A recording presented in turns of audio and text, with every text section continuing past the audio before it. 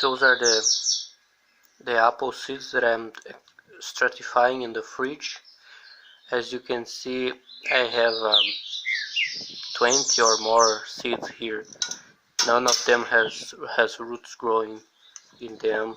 I have put around 40 seeds in the fridge, but only around only around 11 of them have germinated. And I will show you what the little trees look like, the apple trees. When you see the seeds with roots, you can go ahead and plant them.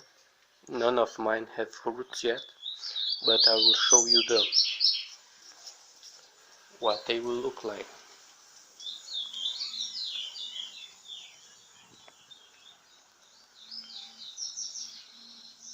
Those are my apple plants from seed. As you can see, they look very lovely.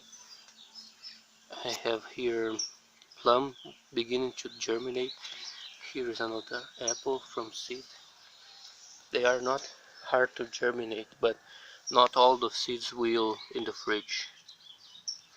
This is one older apple. You see it's beginning to get thick.